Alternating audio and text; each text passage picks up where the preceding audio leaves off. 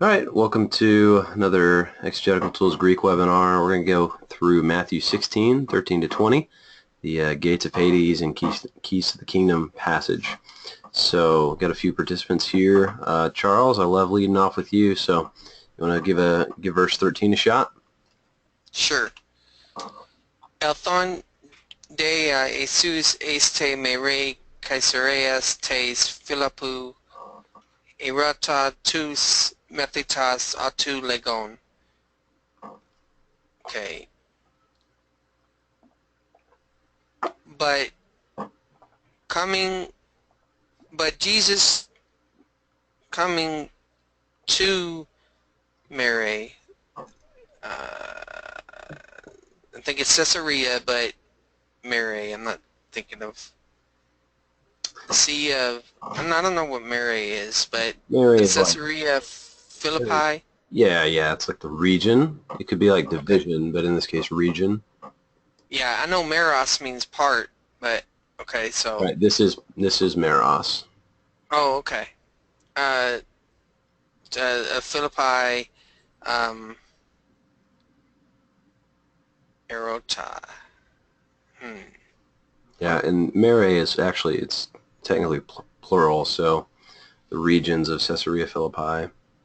Okay. Then are you Uh, are you on a rota here? yeah. That's a rough one. I thought it was answering the disciples saying, but it say, but that don't make sense. Yeah, so what is this? I mean, what verb does this look like? Hmm.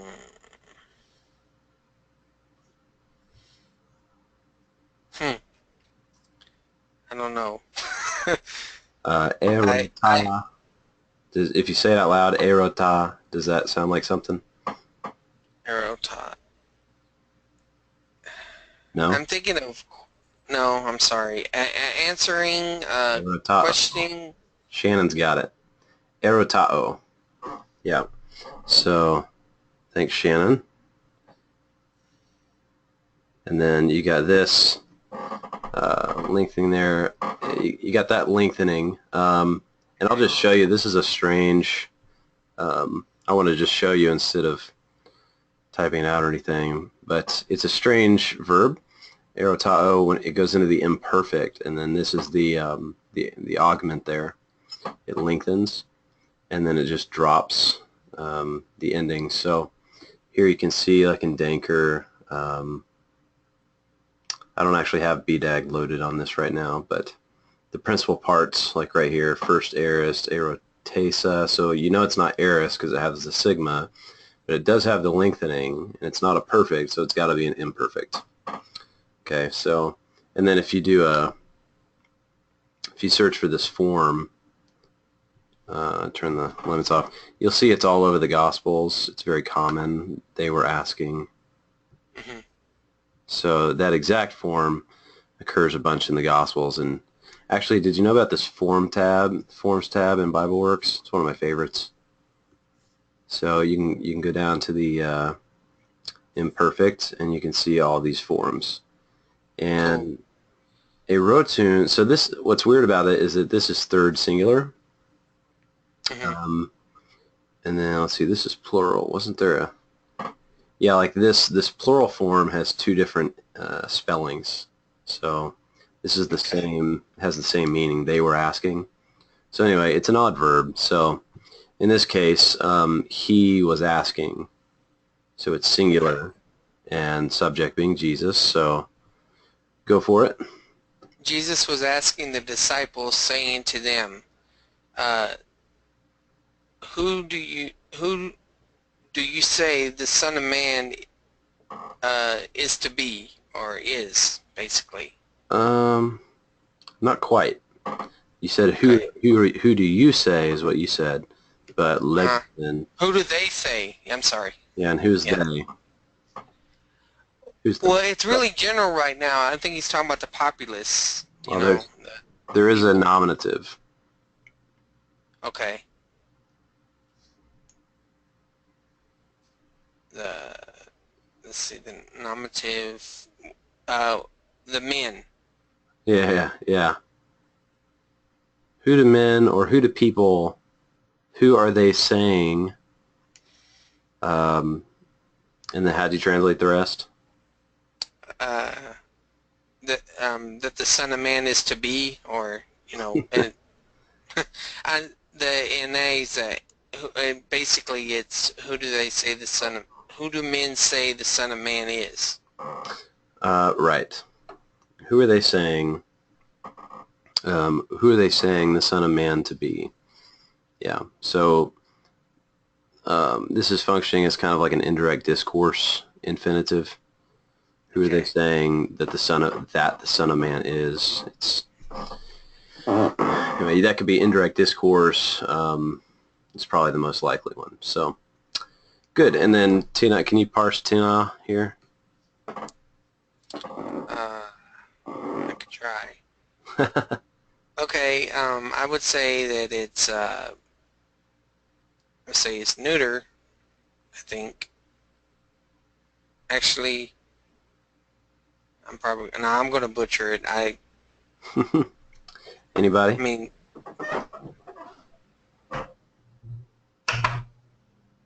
One. Remember that tis. That sigma is the nominative ending. So if you drop it, the actual yeah. stem ends in a new, Hmm. and Tina here is going to match the Son of Man, so it's going to be masculine. Uh-huh. Accusative? When you had the alpha there, this is going to be accusative masculine singular because it's Yep. third declension. So people are saying the Son of Man to be what? Yeah, that's kind of the way this sentence would really be construed. Okay. So that's what. So there's kind of a double accusative here. And so Okay. this ani could be like indirect discourse, or it could be people are saying, and then the Son of Man to be whom. It could be a sort of an object complement Hmm. construction. So anyway, that's how that works. All right, so 14, Alan, you want to give 14 a shot? You know what? I'm just gonna watch. I think I have. I'm just barely keeping up. Okay, no problem. It's good to know. We'll make sure to emphasize the things that are difficult. Um, Shannon, did you get a mic yet? If not, it's okay. Yeah, can you hear me? Oh yeah. Hey man, Awesome. want to do 14 for us? Yeah, I'll give it a shot. Hoi day, a pan. Hoi man, eoning, tone, baptizane, alloy day, elion, heteroi day, eremaion, a henna tone, prophetone. Mm-hmm. Okay. And they said,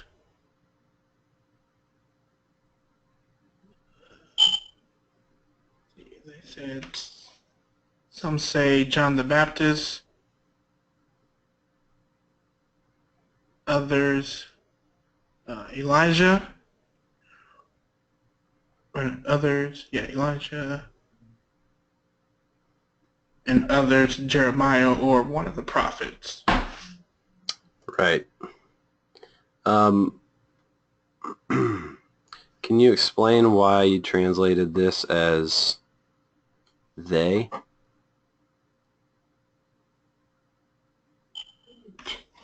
It's masculine plural. Mm-hmm. It's a correct translation, but it's an article, right? Yes. So why did you translate an article as they instead of the?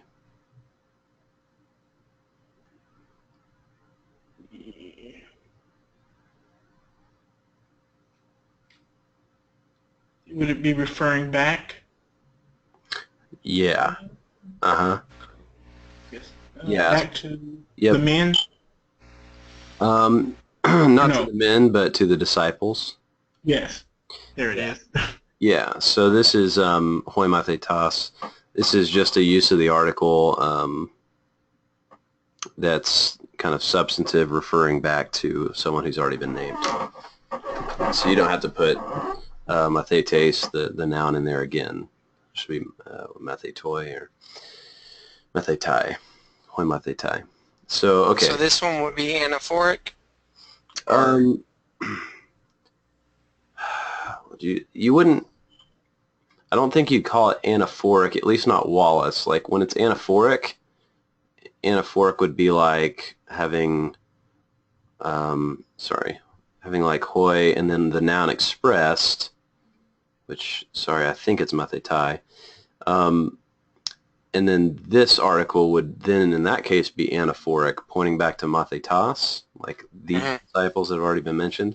But when it's not expressed, Wallace just says that the article is functioning as a relative pronoun. okay.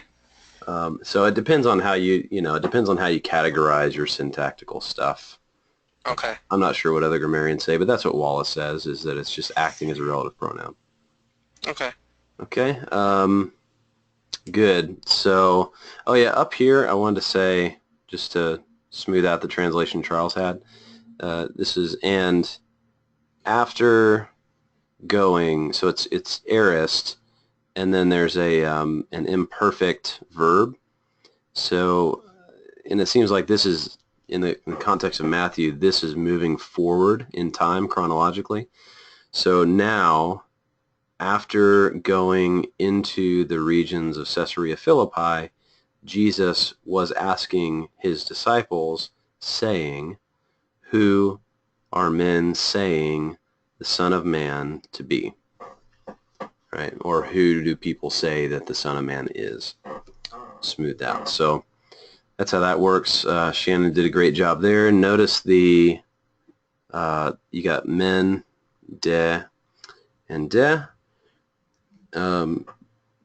If you have just men de, you can do the on the one hand, on the other hand construction, or you can just leave it, you can omit that, but whenever you have three, that's like the some, others, and others construction, which is obvious here because you have the aloi and the heteroi, right?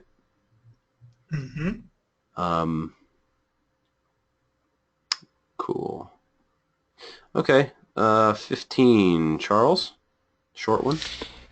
Lege autois humeste tina me legete enai.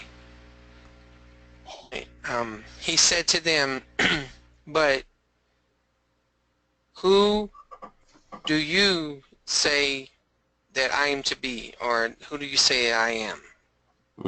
You said, you translated lege as said. Yeah, but it should be saying here. Right. So he is saying to them.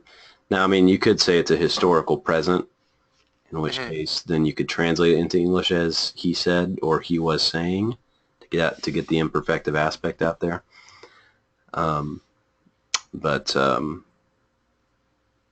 Yeah, in either case, as long as you recognize it, as long as you can parse it correctly. So he was saying to them, or he is, or he was saying to them.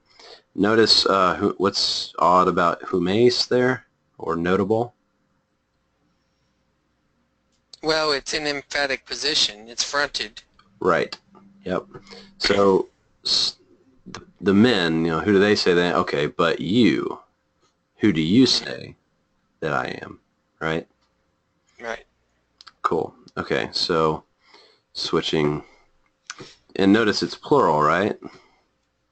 So he's talking to all the disciples. But Right. then in hops our impetuous lead apostle, right? So Shannon, you want to do 16? Yes. Apokrythes de Simon Petros epain, sue poi Christos ho huios tu theu tu zontas.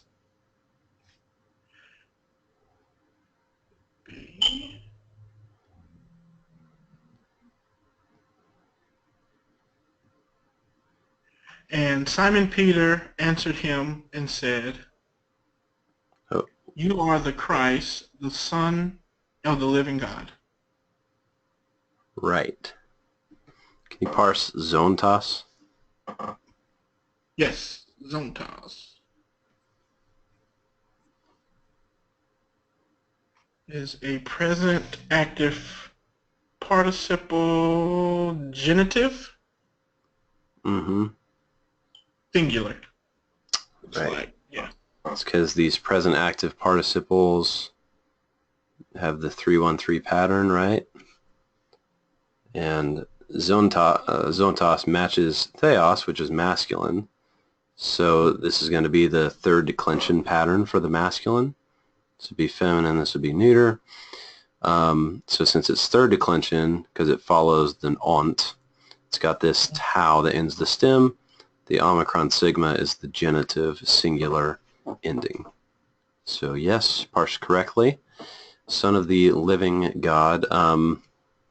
There's one other place in the Old Testament where someone is called the Son of the living God. Do you know where it is? Bible quiz?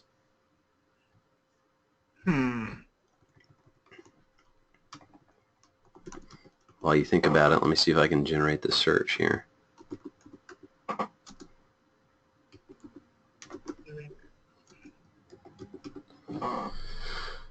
Anybody? Any guesses? No, that one, that's not coming to mind there. And there you shall be called. And there you shall be called. There you shall be called. Oh.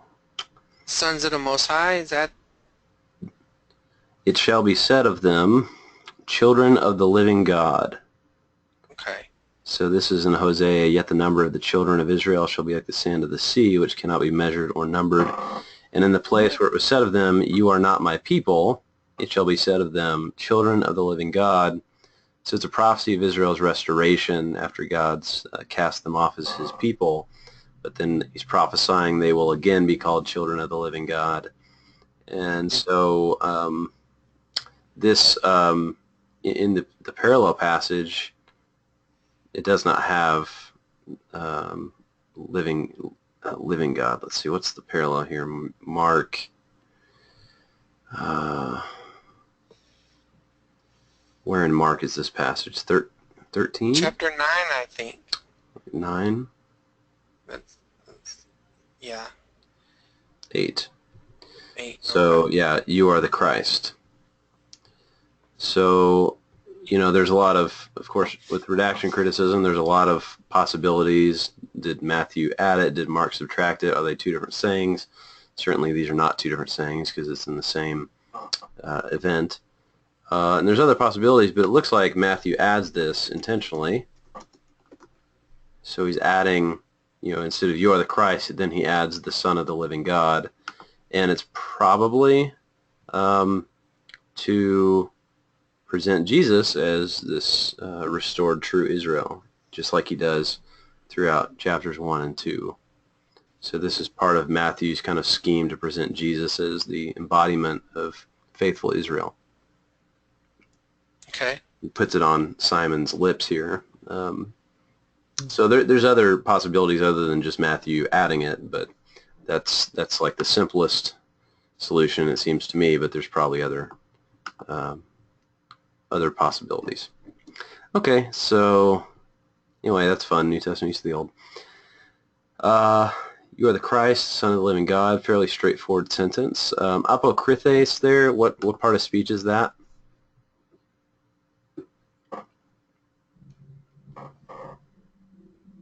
Oops. Shannon? Is that a... It's a passive participle. Yeah, how do you know? The theta. And? Theta. And the epsilon. Oh, yep, there it is. Yeah. So remember, theta eta is the aorist passive tense formative in the indicative, but that eta is actually a lengthened epsilon. So in participles, theta epsilon is the aorist passive participle tense formative, and then that iota is just a lengthening because you add the nominative singular ending there, and then the that lengthens, so you get thais. All right. Notice the stem is also a little shortened. It's apokrinomai, so it's dropped the nu and the omicron. It just drops it for the aorist stem, aorist passive stem. All right. And now here we're getting juicy. Verse 17. I'll do verse 17. I feel so left out here. Maybe I'll do it and then ask questions. So, apokrythes de ha Jesus ebenato, Karias Simon Bar-Yona, hati sarx kai haima uk apokalypsin soi al hapater mau ha entos uranois. So again, apokrythes, the participle, but Jesus answering, Jesus said to him, "Blessed are you, Simon Bar-Jonah, son of Jonah, because flesh and blood did not reveal to you, but my Father who is in heaven." So, apokalypsin, can anyone parse that?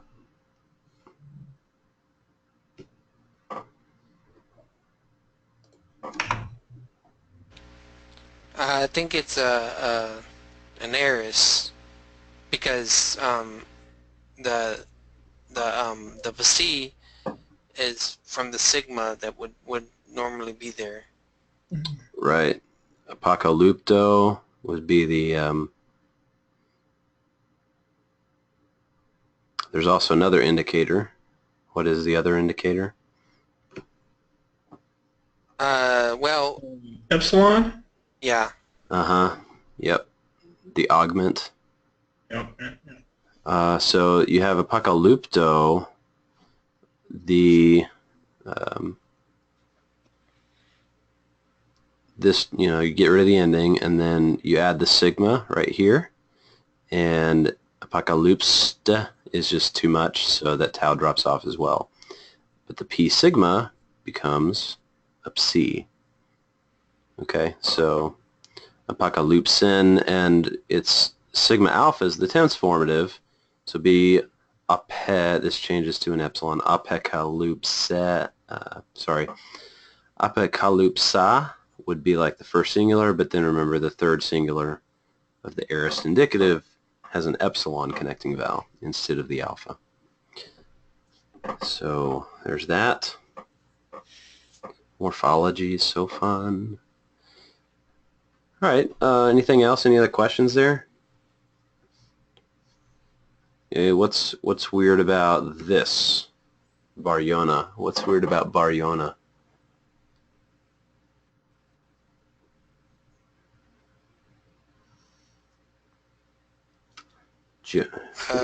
Who's Simon the son of?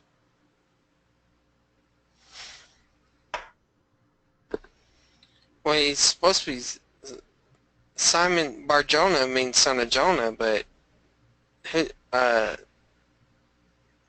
Simon. Okay, so you're saying that it's indeclinable, right? Because it's a name. Right, but you're right that it's Bar-Jonah. But what's weird about that is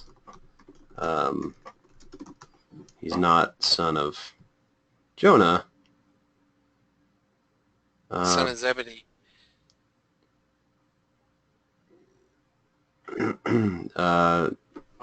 Is it here? Well, up here. His father's actually John. Okay. So, here's Ioannes, which is quite different from Iona. But so some of the commentators, the two options here are that Bar Yona, Yona is actually like an alternate spelling of Ioannes. So you can see in the Greek, right? You can see bar would be, the Aramaic for son rather than the Hebrew babe. And so this could be an alternate Aramaic spelling of Ioanna or Ioannes, meaning John. Or Jonah could be symbolic. It could be saying that he's the son of Jonah in the sense that he's this preacher in the same way that Jonah was a preacher, declaring the true identity of Jesus to the world so that they can repent. So anyway, if you want to look more at that, you can look at some of the commentaries like Davies or Keener. They talk about that. Okay. Sorry, I don't know what verse it says Peter, who's Peter's father is. Maybe it's here it is. You are Simon the son of John. So it's over in John's Gospel. Let's see, son of Ioannu. Anyway, 18 here. Here's the fun verse. Who's up now? Charles? I think it's me. Not sure. All right, you get the fun verse. All right. Kago de soy lego hati su e petros kai epi tate te petra. Oika domeso mu tain ecclesian kai fulai adu u katis kusin ates. And I say to you that you are Peter, and upon this rock I will build my church, and Fulai, I'm assuming it's gates, but I'm thinking of prison, Yeah, it's Pule, Hey Pule, which means gate or porch. okay. And I guess it's Hades next to it, so the gates of hell will not overcome or cut. Yeah, I'll just go with overcome it. I don't want to say prevail because that's what the scripture says. I don't want to cheat. What's the lexical form of that verb?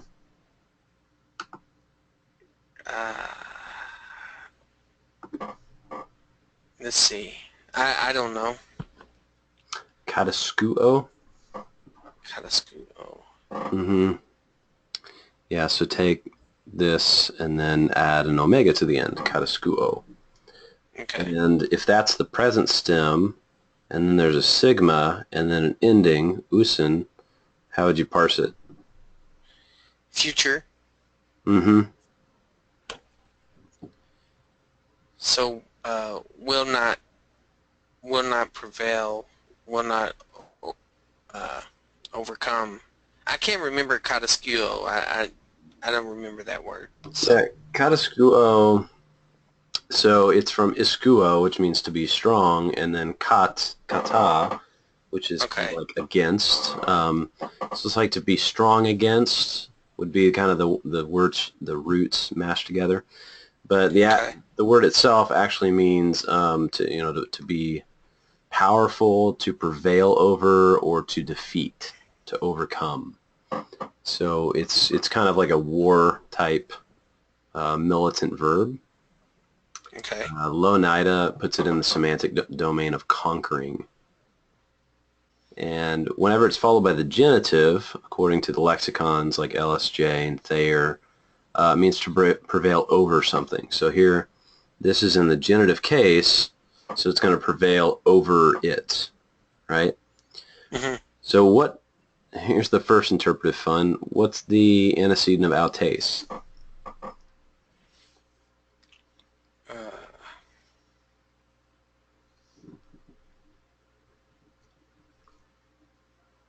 Let's see. Well, I think you're dealing with a conceptual antecedent here. I mean, is it referring to the church, Or is it referring to the confession of Peter or Peter himself? If it was conceptual, it would be neuter. Okay.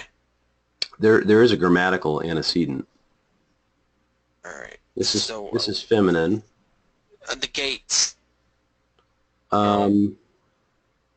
No, because that's plural. Yeah. Hmm.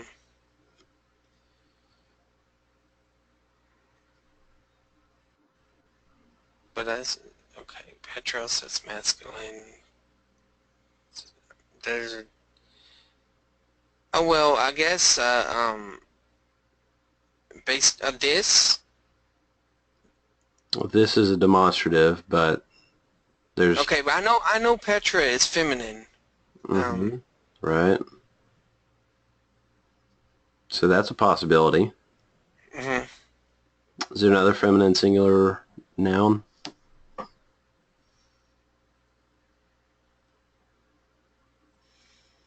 Hmm. Alan? You note one anywhere? That's all I No. see. What was that, Alan? So I'm sorry. I'm kind of listening and doing some other stuff. I haven't had Greek class since like March. I had to pull out of Greek class, so I'm just kind of seeing if I remember anything. Sure, no problem. Do you see a feminine noun anywhere in the sentence in 18? Feminine singular?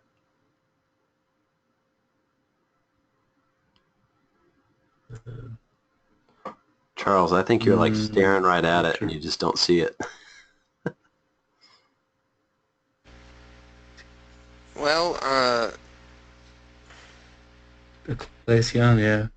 oh, that's not an accusative. Well, I mean, it is accusative, but yeah, you're right. It's feminine. I know, ecclesia stems in alpha or eta first declension. So yeah.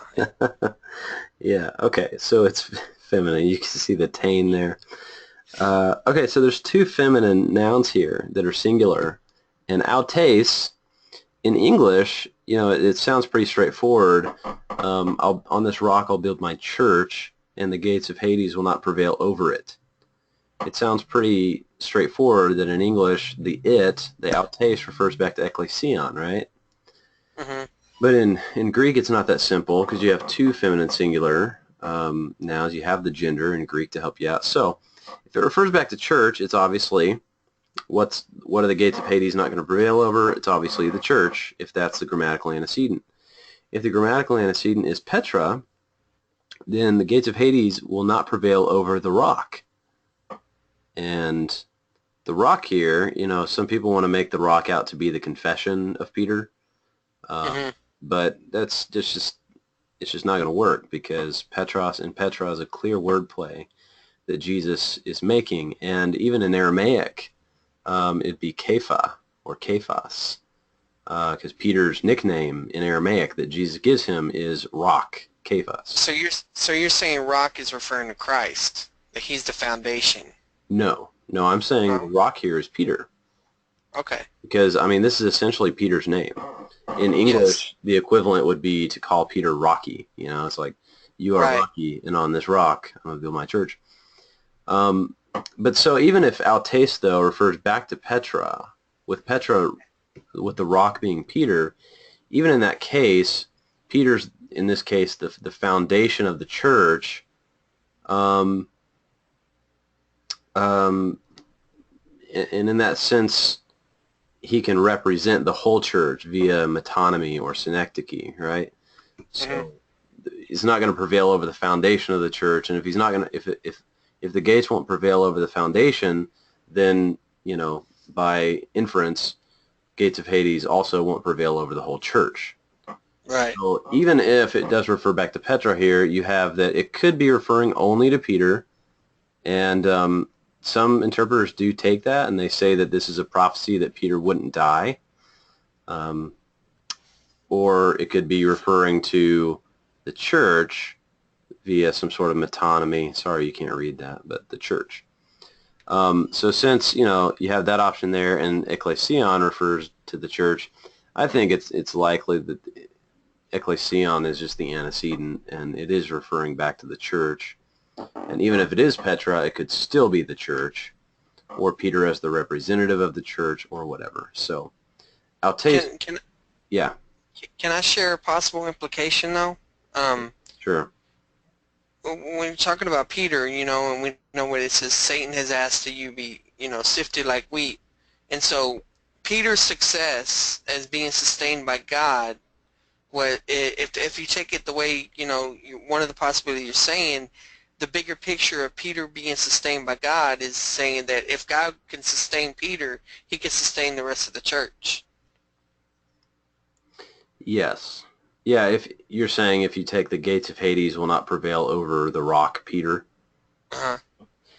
Yeah, well um, so that actually gets us into the next thing, which is actually what this means right here. So if all that means is like evil won't prevail over Peter, then you're right. And that is one way you can take this. But what could be the possible meanings for Pulai Hadu, gates of Hades? The underworld, Right. So, physical death. what's that? So you're saying it could refer to physical death then? Okay, so physical death is one. The actual underworld is another. And in that case, it's referring to the gates to represent the whole, the part for the whole. So that's another instance of metonymy. So you'd have the gates of Hades referring to the entire underworld. It could refer to the spiritual powers that belong in the underworld, again by metonymy. Or like you said, it could refer to literal death, or it could refer to the literal gates of Hades, because in the ancient mindset and Greek mythology, Roman mythology, there were actual gates at the entrance to, the underworld, or the wherever the next life was. So there's a lot of possibilities here actually, and as much as I read into this, which is like the TD&T article and a few commentators like Keener and Davies and Hagner and some others, Keener and who's the other? Keener and Hagner point to a lot of, especially Keener, a lot of extra biblical and Old Testament evidence where gates of Hades or other words substitute Pulai for some other word like door or something like that, door to Hades, things like that. It always refers to death itself. And it's just a metaphor for death. Okay. So I think, this, I could research it a lot more further, but I take this to mean death itself. And so that's why some people take this line of interpretation to say death won't prevail over Peter. And so they take this as a prophecy or a prediction by Jesus that he won't die before Jesus returns, which of course means that Jesus was wrong about it. And so that plays into kind of the Schweitzer's kind of eschatology of Jesus having this idea about an imminent return and being wrong about it, etc. So I think that's probably not the best option there. And I think, grammatically, this is the nearest antecedent that matches case number gender. So I think what it's saying is that on Peter, I'm going to build the church, and the gates of and death itself won't even be able to overcome the church. Right? Right. That's usually the general rule. You always go with the closest antecedent, right? Yes, that's kind of the general rule, right? Okay. The one other thing here, by saying that Peter is the rock on which the church is built, you have to ask, why is he the rock? And now this is getting theological, so this gets into the Protestant Catholic thing, but Catholics say that Peter is the rock and the church is built on Peter, and that means he's the first pope, right? Yeah, they say that the Aramaic doesn't make a distinction here. Right, and I mean, the Greek hardly does either, right? It's just the difference between declensions, basically. But there's the question of why, remember up here, he said, he said, but you, who mace, who do you say that I am? So he wasn't singling out Peter. He was Right. talking to all the apostles.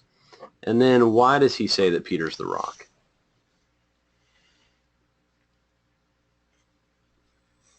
Well, I think part of it has to be because Christ knew what Peter was going to be. You know, he's sifty, he's impulsive right now, but he's going to become sturdy. He's going to be strong. He preaches the message of Pentecost, which begins the church and Well, things like that. what about the immediate context?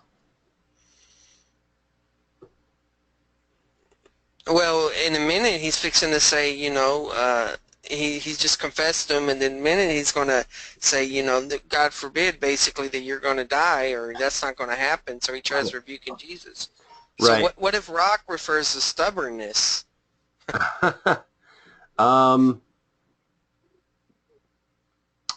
Stubbornness. I don't know. That might be too kind of modern Okay. of the word rock. In English, maybe too much of an anglicized idea of rock. What I'm getting at, like you said, he made the confession, and so he steps up, and as representative of the apostles, of all 12 of them whom Jesus is addressing, he's the one that steps up and makes the confession, and then Jesus says, "You are the rock." So it's only because he's the confessor, and it's as the confessor, as the model preacher, that Jesus says, on you I will build my church. And so I think, and this, like I said, is getting theological, but I think that he's saying that Peter's the rock as the model confessor. But then, as you said, in the very next pericope, Ulrich Lutz has this great line. He says, Peter gets a name change from the rock to the Satan, because Jesus says he's going to go, he has to go die on the cross and then be raised. And Peter completely ignores the Jesus statement that he'd be raised in 3 days. All he hears is that he will die. And, like you said, heaven forbid that would happen. And then Jesus calls him Satan. So here he's the rock, but then he's the Satan right after this. So, but this coheres, I think, with what Ephesians 2:20 says, that the apostles and the prophets are the foundation of the church. Yeah. And that Jesus himself is the cornerstone. So Peter here, I think, is representing the 12 as the model confessor, and it's on that basis of the immediate context of him confessing that he is the one on whom the church will build. He, as a representative of all those, so all those who do the same are also the foundation of the church, is particularly the 12 apostles, like Ephesians says. So I'm sure plenty of people will take issue with that, but they're not here to argue with me, so haha. Okay. We're almost at the hour, so why don't we just run through, this next clause is, there's one other thing that I can say about verse 18 there, and let me see if I can get the cross-reference right here. It's 18:18. Yeah, so here, in the passage about church discipline, he's talking to the apostles, and then he says, "Truly I say to you," plural, right? Human. "Whatever you bind on earth shall be bound in heaven, and whatever you loose on earth shall be loosed in heaven." So here he's giving the authority of binding and loosing to all 12 apostles. So that's another reason to believe that back here, because here's the same thing. "I will give you the keys of the kingdom of heaven, and whatever you bind on earth shall be bound in heaven. Whatever you loose on earth shall be loosed in heaven." Now here, I'm giving to you, singular, to Peter. But again, you can tell from that Matthew 18:18 parallel that Peter here is representative of all 12, because they get the same power in chapter 18. Right, so that's another reason I think that what I'm saying about Peter being a representative is correct. So anyway, those of you who are listening, if you disagree with me, make a comment on this blog post where I've posted this webinar and tell me why I am totally wrong. I will love to read it. All right, so we just read in English. I will give, ditto me in the future. I will give to you the keys, kledos. I will give to you the keys of the kingdom of heaven, and that which you bind on earth will be bound. There's that's a paraphrastic construction, and a perfect here will be in the state of being bound in heaven, and whatever you loose on the earth will be loosed in heaven. So there's ascension. I think what he's getting at is Peter as the model preacher here. He kind of is the gatekeeper to heaven because of the confession that he has. So with his preaching, he will then essentially be the gatekeeper through that preaching. Yeah, this is rabbinical language, so he's basically saying you have the authority Mm-hmm. to interpret and guide the church as apostles. Yeah, yep. And there's Jeremiah talks about the Matthew 23:13, where the scribes and Pharisees have shut the kingdom of heaven in the face of men. So that's very similar. There's shut. The verb shut is a metaphor for denying access to. It's almost like there's a metaphorical door. So they're shutting this door in the face of men, so they're denying access, and they're doing that through their teaching, right? They're supposed to be giving proper teaching, and that would be to open the door of the kingdom of heaven to men. And so Peter here, by having proper teaching and proper confession, is the key holder. He's the one who has access to the door, and he admits people into heaven through his right teaching and allowing people to hear true teaching and accept it or deny it on their own merits. What about the idea that this is saying that what has already been bound or loosed in heaven will be done so on earth? I mean, I see where they get that from is the perfect participles there. You ever heard that idea? Kind of like that God's already decreed everything, but he's setting it that it was their authority that released what had already been decreed. I don't want to sound like a prosperity person, but just the Right. idea. I don't know, because I mean, this is future. It's future combined with the perfect. So it's saying, whatever you loose, but the subjunctive here is kind of timeless. You have to gather the time from the context. But I'm not totally sure about that. It's a tough saying. Okay. I can't say I completely understand it hermeneutically, but I do think Jeremiah is right with that parallel in Matthew 23:13, that this is related to the teaching, and that the teaching itself is what grants access to people or denies it. So anyway,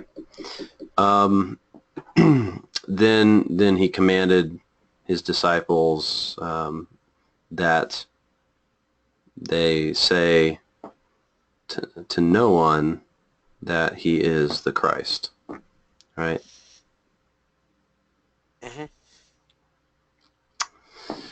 So, cool. That's it. Any Greek questions? No, I appreciate it. You doing this. It helps. I guess you say stirs up my gift, or at least my skills. Yeah. Makes me want to keep going in. Yep. Well, cool. For anyone watching, I can't spell. But if you want some more of these, feel free to visit our shop, exegeticaltools.com/shop. We have multiple series walking you through translating entire books in the New Testament, and some Old Testament series to come as well. And these webinars will soon be available in the shop as well. So thanks, Alan, for coming. Thanks, Charles, for participating. And Shannon was here. He's gone now, but thanks to Shannon as well. Any last comments, questions? Nope. Cool. All right, well, hopefully see you guys again soon, and I think that Barry will likely be doing another Friday night, 8 p.m. Eastern webinar as well. Okay. All right, man. See you later.